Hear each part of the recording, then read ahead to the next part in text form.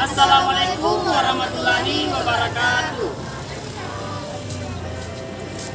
Kami dari Universitas Sulawesi Barat, Fakultas Keguruan dan Ilmu Pendidikan, Prodi PGSD, kelompok 1. Nah, video ini kami buat untuk memenuhi tugas mata kuliah pengantar pendidikan dengan dosen pengampu Bapak Hasbuddin SPD MPD. Nah, di video ini kami bagi menjadi dalam 3 bagian. Bagian yang pertama, pembacaan materi, bagian yang kedua, sesi wawancara, dan bagian yang terakhir adalah pembacaan kesimpulan. Nah, sebelum itu, izinkan kami untuk memperkenalkan diri terlebih dahulu. Saya atas nama Fitra Amalia dengan NIM H05230006 sebagai pemateri dan teman saya.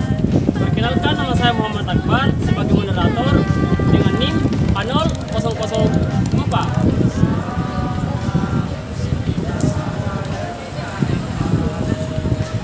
Saya atas nama Olivia dengan NIM H052303 sebagai pemateri kedua.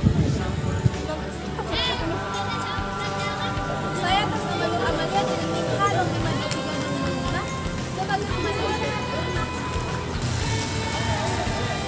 Saya atas nama Siti Zainab dengan NIM H05230001 sebagai penanya pertama. Saya atas nama Muhammad Farhan dengan NIM H0523 sebagai penanya kedua. Saya atas nama Fauzia dengan NIM H05230008 sebagai pemateri kedua. Saya atas nama Siti Samsa NIM H05230007 sebagai pembaca kesimpulan. Dengan usaha kami bangkit, kembangkan potensi diri dan maju. Pendidikan adalah suatu usaha sadar untuk mengembangkan kepribadian dan kemampuan peserta didik di dalam dan di luar sekolah, serta berlangsung seumur hidup. Pendidikan memiliki tujuan untuk membangkitkan, memicu, dan menyegarkan kembali materi-materi yang telah dibahas agar peserta didik semakin mantap dalam menguasai pelajaran. Materi pendidikan diramu ke dalam kurikulum yang disajikan sebagai sarana pencapaian tujuan pendidikan. Pendidikan juga mencakup aspek pembentukan karakter, peningkatan pengetahuan, keterampilan, dan nilai-nilai yang membentuk manusia menjadi individu yang lebih baik. Beberapa contoh permasalahan pendidikan yang penting adalah yang pertama, masalah relevansi pendidikan meliputi bagaimana pendidikan disesuaikan dengan kebutuhan di lapangan dan bagaimana pendidikan mempengaruhi kemampuan peserta didik dalam menghadapi tantangan hidup. Yang kedua, masalah kualitas pendidikan. Menurunnya kualitas pendidikan yang dihadapi oleh negara kita saat ini. Masalah kualitas pendidikan meliputi bagaimana meningkatkan kualitas pendidikan, meningkatkan kemampuan tenaga kependidikan, serta meningkatkan relevansi pendidikan dengan kebutuhan masyarakat.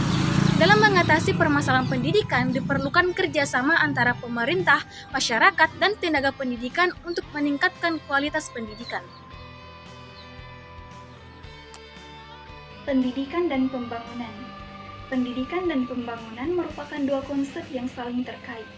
Pendidikan adalah proses pembelajaran yang dilakukan untuk mengembangkan potensi dan kemampuan individu agar dapat mencapai tujuan hidupnya secara optimal.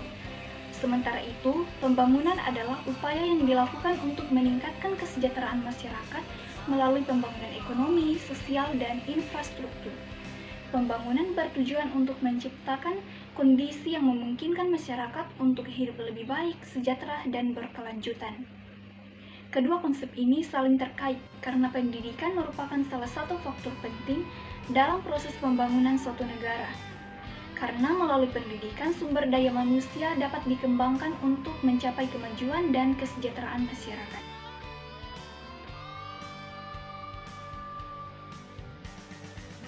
Kurikulum dan pembelajaran.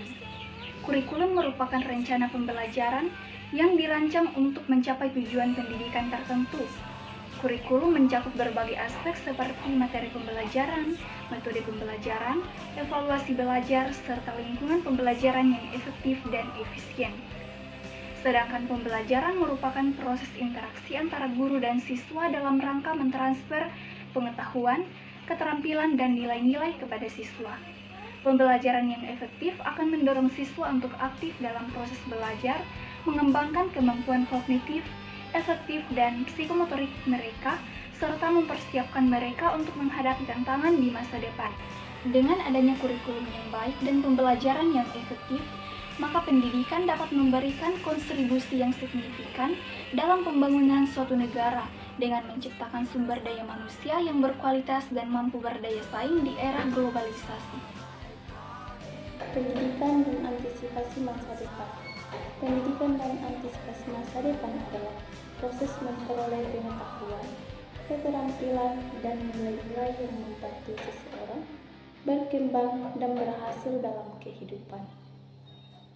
Antisipasi masa depan mengacu pada kemampuan untuk merencanakan dan bersiap menghadapi perubahan yang mungkin terjadi di masa mendatang, baik secara pribadi maupun secara kolektif sebagai masyarakat. Dalam konteks pendidikan, hal ini mencakup penyesuaian kurikulum, pengembangan keterampilan, dan pemahaman akan tren global untuk mempersiapkan generasi mendatang menghadapi tantangan yang belum terprediksi. Baik, Assalamualaikum warahmatullahi wabarakatuh. Kami dari kelompok 1 ingin mewawancara Bapak terkait dengan pengalaman Bapak selama menjadi guru penggerak. Jadi, Bapak ada beberapa pertanyaan yang bakal disampaikan oleh teman-teman saya. Yang pertama dari saudara Farhan, saudara Zainab, dan Ija bakal mengenai terkait dengan pengalaman Bapak selama jadi guru penggerak. Jadi langsung saja saya silakan kepada teman saya untuk memberikan pertanyaan kepada Bapak terkait dengan pengalamannya selama guru penggerak. Baik Pak, jadi pertanyaan itu, bagaimana sih pendapat Bapak tentang potret pendidikan di Indonesia saat ini? Oke, terima kasih.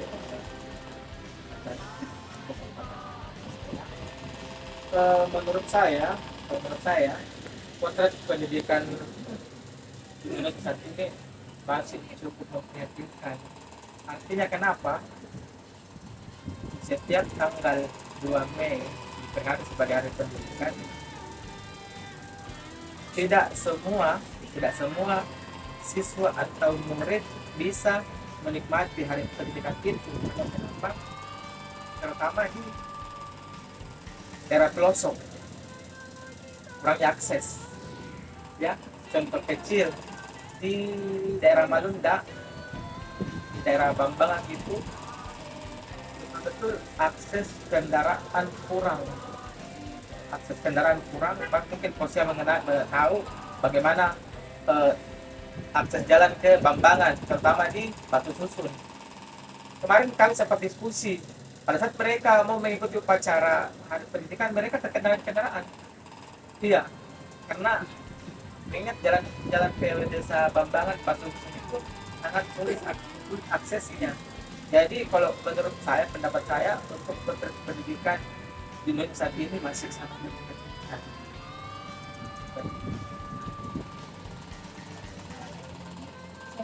Permasalahan apa yang sering dialami guru saat ini?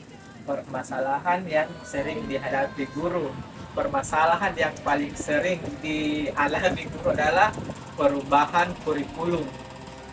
Nah, belum selesai kurikulum K13, KTSP, belum selesai program KTSP, ada lagi perubahan kurikulum 13. Nah, belum selesai itu muncul lagi kurikulum Merdeka. Jadi itu yang buat kami terkendala, karena masing-masing kurikulum itu beda-beda. Seperti itu. Jadi yang jadi kendala kami adalah mengenai perubahan kurikulumnya. Seperti itu. Baik, selanjutnya saya ingin bertanya tentang bagaimana sistem pendidikan di Indonesia saat ini. Untuk sistem pendidikan saat ini, seperti yang saya katakan di awal, bersama gitu, memprihatinkan. Tapi untuk kami yang mengajar di pinggir jalan, ya alhamdulillah sudah lumayan bagus, karena akses kami menuju sekolah sudah tidak ada kendala. Tapi yang untuk yang daerah pelosok itu kendalanya dia ini akses jalannya, seperti itu. Kalau di yang lainnya ya alhamdulillah kami tetap bersyukur, karena sekalipun kami mengajar di desa, tapi kami tetap menikmati. Tetapi kekurangannya, terutama di tempat saya mengajar ya, kekurangannya kan rata-rata siswa daerah bawah itu kan daerah gunung. Jadi kalau musim hujan, kalau hujan ya siswa tidak datang. Iya seperti itu, karena kan mereka kebanyakan di gunung ya. Seperti itu, mungkin fasilitas seperti apa. Oke. Apa lagi?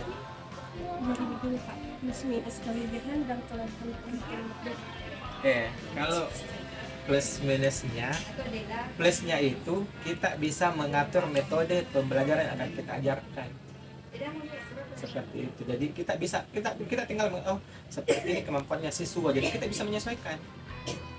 Kita kalau di kurikulum 3 Merdeka itu kita tidak memaksa siswa supaya harus mengikuti apa yang ini, tapi justru kita yang harus berusaha mengerti apa kemauan dari siswa itu. Seperti kalau kekurangannya ya terkadang tidak sesuai dengan hati nurani, artinya kita maunya seperti ini, tapi siswa sekalipun kita menjelaskan secara detail, secara rinci, terkadang siswa juga masih belum mengerti, belum paham dan belum menangkap apa yang kita jelaskan. Itu kekurangannya. Tapi kelebihannya ya kita bisa, maksudnya itu kita mengatur metode seperti ini yang harus diajarkan supaya siswa tidak bosan. Kita menggunakan ice breaking games begitu.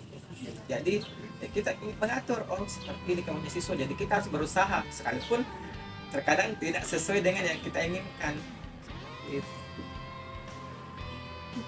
Sebagai guru penggerak, apa saja upaya yang sudah dilakukan meningkatkan mutu pendidikan?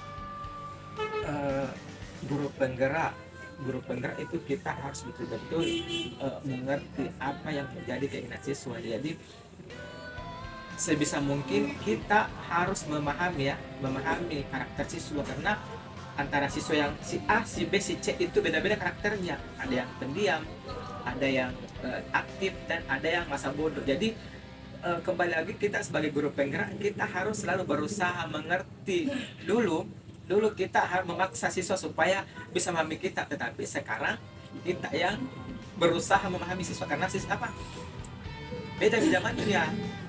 Ya, terutama saya sebagai guru SMA ya, SMK, kalau saya dikasih pilihan, lebih saya mengajar di SD daripada mengajar di SMA. Karena kenapa? SD saya tahu mereka masih labil. Kalau SMA kan sudah dewasa. Kan lucu kalau kita mau marah-marah sama anak SMA. Kan? Jadi tugas kami sebagai guru penggerak itu selalu berusaha mengerti karakteristik siswa tersebut. Jangan mau tak, karena kalau mau tak bahasa Mandarnya sial itu siswa. Bisa jadi itu sering terjadi antara siswa dan guru berbeda pendapat, bahkan sampai kalau kita di luar ya, mereka berkelahi karena guru selalu memegang prinsipnya harus seperti ini. Tapi bukan berarti salah ya, bukan salah sebenarnya, tapi kita harus berusaha, kita harus bersahabat sama siswa, jangan dipaksakan. Kenapa ya, itu nih ada siswa yang kerja bodoh, cuek, ada yang aktif. Jadi kita kembali ke diri kita sebagai guru harus dipahami, tapi bukan berarti kita mengalah sama siswa. Kalaupun kita mau tegur dan hati-hati, jangan langsung marah mereka gitu, karena kenapa? Beda sekarang. Dulu kalau kalau siswa bermasalah lapor orang tua justru orang tua marah-marah ke anaknya. Tapi sekarang berbeda. Kalau kita tegur siswa, justru orang tua datang ke sekolah marah-marah. Seperti itu. Jadi sebagai kita guru penggerak, kita harus selalu berusaha memahami karakteristik dari hati ke hati. Dan jadilah guru yang jadilah guru sekaligus sahabat untuk siswa itu. Kalau mau suka buat siswa, jangan juga jangan terlalu jaim. Boleh marah, tapi lihat kondisinya.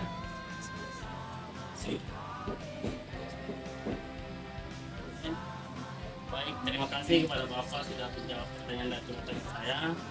Nah, jadi itulah tadi beberapa pengalaman Bapak selama jadi guru penggerak. Terima kasih banyak kepada Bapak sudah memberi kami kesempatan Itulah tadi penyampaian dari teman-teman saya. Sekian dari kelompok saya. Wassalamualaikum warahmatullahi taala wabarakatuh. Waalaikumsalam. Baik, kesimpulan dari materi kami yaitu pendidikan merupakan suatu usaha sadar untuk mengembangkan kepribadian dan kemampuan peserta didik di dalam dan di luar sekolah, serta berlangsung seumur hidup. Nah, contoh permasalahan pendidikan yang pertama itu masalah relevansi pendidikan yang meliputi bagaimana pendidikan disesuaikan dengan kebutuhan di lapangan dan bagaimana pendidikan mempengaruhi kemampuan peserta didik dalam menghadapi tantangan hidup. Nah, masalah yang kedua yaitu masalah kualitas pendidikan yang membuat menurunnya kualitas pendidikan yang dihadapi oleh negara kita saat ini. Nah, masalah ini meliputi bagaimana meningkatkan kualitas pendidikan, meningkatkan kemampuan tenaga kependidikan, serta meningkatkan relevansi pendidikan dengan kebutuhan masyarakat. Kemudian, pendidikan dan pembangunan merupakan dua konsep yang terkait. Nah, pendidikan adalah proses pembelajaran yang bertujuan untuk mengembangkan potensi dan kemampuan individu agar dapat mencapai tujuan hidupnya secara optimal. Sementara itu, pembangunan merupakan upaya untuk meningkatkan kesejahteraan masyarakat melalui pembangunan ekonomi, sosial, dan infrastruktur. Kemudian kurikulum. Kurikulum merupakan rencana pembelajaran yang dirancang untuk mencapai tujuan. Kemudian kurikulum juga mencakup berbagai aspek seperti materi pembelajaran, metode pembelajaran, evaluasi hasil belajar, serta lingkungan pembelajaran yang efektif dan efisien. Sedangkan pembelajaran merupakan proses interaksi antara guru dengan siswa dalam rangka mentransfer pengetahuan, keterampilan, dan nilai-nilai kepada peserta didik. Nah, kemudian pendidikan. Pendidikan merupakan proses memperoleh pengetahuan, keterampilan, dan nilai-nilai yang membantu seseorang berkembang dan berhasil dalam kehidupan. Nah, antisipasi masa depan mengacu pada kemampuan untuk merencanakan dan bersiap menghadapi perubahan yang mungkin terjadi di masa yang mendatang, baik secara pribadi maupun secara kolektif sebagai masyarakat. Sekian dari kesimpulan dari materi kami. Maju dan jayalah kita bersama, Sivitas Akademi.